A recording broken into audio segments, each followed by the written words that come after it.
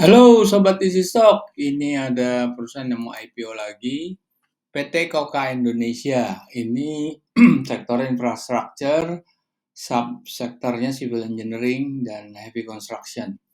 Ini perusahaan baru berdiri 2011, jadi 12 tahun baru berdiri, bergerak di bidang kontraktor umum, konstruksi, teknik mesin, desain interior, furniture, dan lain sebagainya.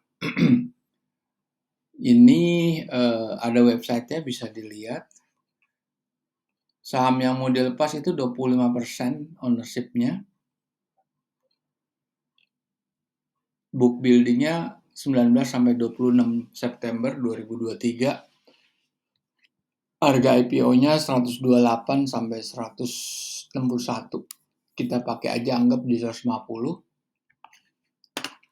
Jadi angka 128 sampai 160 lah. Ini harganya wajar apa enggak? Nanti akan kita coba nilai berapa intrinsic value-nya atau true value-nya. Sebelum itu kita bisa lihat jenis apa perusahaannya. Silahkan Anda browsing sendiri perusahaan ini. Apa aja proyeknya dan lain sebagainya. Nah, selengkapnya. Oke, kita akan menghitung nilai wajar sahamnya. Kita buka prospektusnya.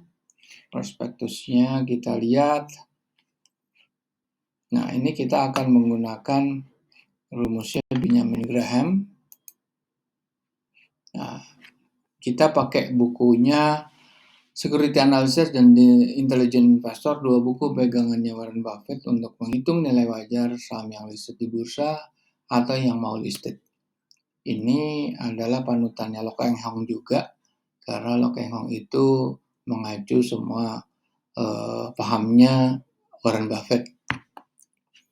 Oke, sekarang kita mau lihat rumusnya seperti apa. Nah, ini rumus yang kita gunakan tuh ini. Jadi kita menggunakan semua data laporan keuangan yang lengkap ya, yang long form, jangan yang short form. Long form itu seperti yang di prospektus. Kalau short form itu hanya profit and loss, balance sheet, dan cash flow statement atau dividend declaration, hanya itu. Tapi tidak ada auditor's note. Kata di auditor's note kita bisa melihat non-performing loan, kita bisa melihat ada depreciation, amortization, dan pendapatan dan biaya non-recurring. Dan ada juga kita bisa lihat non-performing loan ya. Oke, kalau dari sebagian rumusnya ini kita gabungkan cash flow dan profit and loss, kita peroleh namanya free cash flow. Dan kita akan ekstrapolasi dengan average industry growth. Kalau dari balance sheet kita akan perbandingkan antara net current asset dengan hutangnya, sehingga kita bisa memperoleh surplus deficit balance sheet. Kita gabungkan kedua extraction ini dengan mendiskonfaktorkan government bond yield. Dan kita proyeksi selama 10 tahun ke depan, kita akan terapkan margin of safety sehingga kita akan dapat dua nilai. Nilai wajar terendah dan tertinggi. Nah, kalau kita mau lihat ininya di sini nih. Indonesia Government Bond Yield nih yang tenornya 10 tahun. Sekarang posisi di sini 6,8%. Yield ini sangat penting karena ini merupakan benchmarknya investor global untuk melihat risk and reward investasinya di suatu negara. Semakin tinggi yieldnya, semakin tinggi risikonya. Karena komponen yield yang ditenderkan tiap hari, kalau dia ekspektasinya tinggi, artinya dia melihat risiko tinggi. Nah, 6,8% yieldnya itu diperoleh berasal dari komponen-komponen seperti economic growth, inflation rate, exchange rate, tingkat suku bunga, dan lain-lainnya. Banyak itu yang akan dilihat di situ. Oke, sekarang kita mau lihat IPO-nya Koka ya. Nah, ini akan seperti ini ada 304 halaman. Dari sini paling penting kita lihat adalah jumlah saham yang beredar atau outstanding. Kita lihat ya, sebelum saham itu dijual ke publik, itu 2,1 miliar. Dijual 715 juta lembar, ekuivalennya 25%, sehingga total saham yang beredar 2,8 miliar. Oke. Kemudian kita lihat laporan keuangan auditednya. Oke, kita lihat jumlah aset lancar di sini. Ada 2 periode yang kita akan lihat intrinsic value-nya.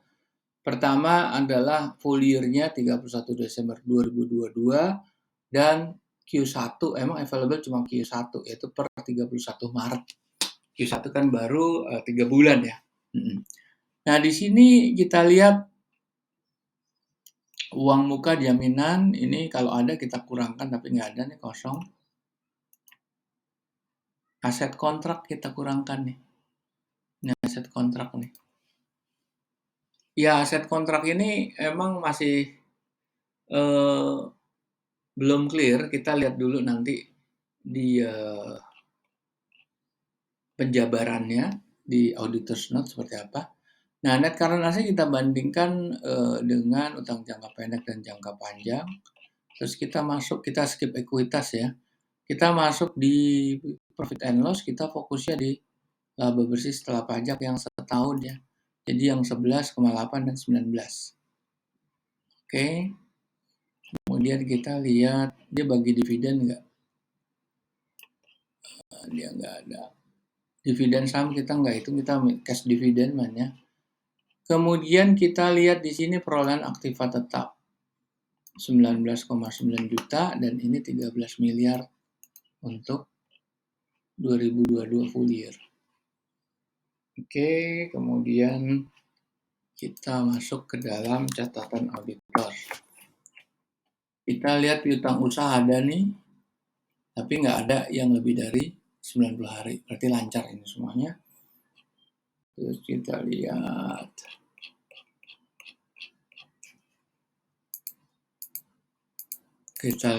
Nah, CAPEX. Aktiva tetap, benar kan sama segini. Kita lihat juga di statement cash flow. Dan ini adalah penyusutannya. Nah, untuk tahun 2022, ini 15 tadi juga ada, malah 13 kita pakai. Angka ini juga bisa nih 4,5. Oke, kemudian kita lihat lagi ke detail dari P&L. Nah, ini kita bisa lihat. Nah, pendapatan lain-lain yang ada nih. Pemulihan nilai piutang. Kita kurangkan nih beban administrasi.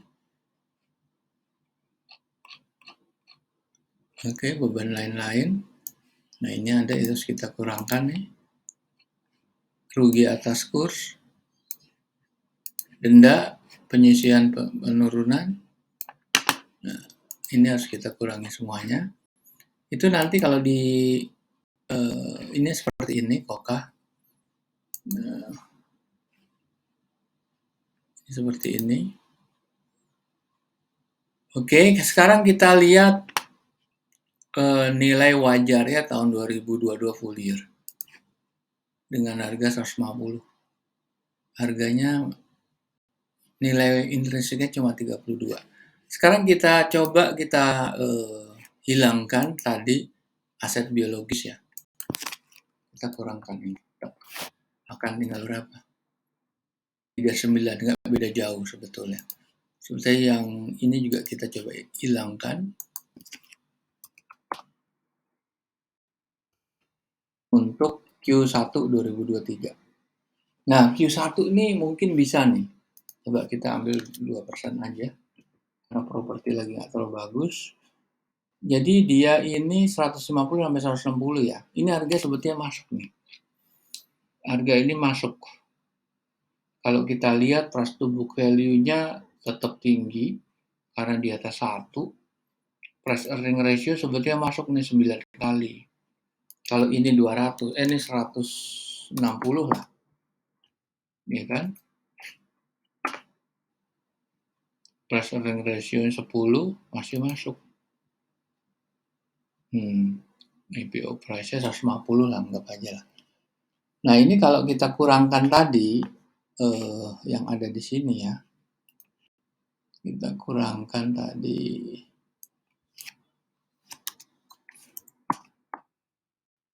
Nah, ini ada aset kontrak, uang muka, jaminan.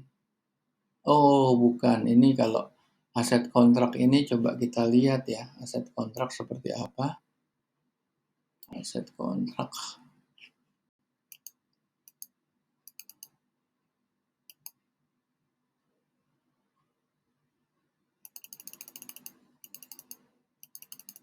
Nah, ini kita lihat nih.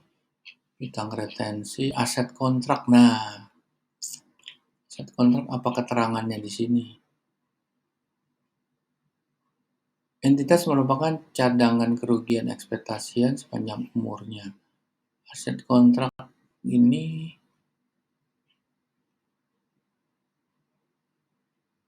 manajemen berpendapat bahwa cadangan kerugian ini tidak cukup untuk menutup.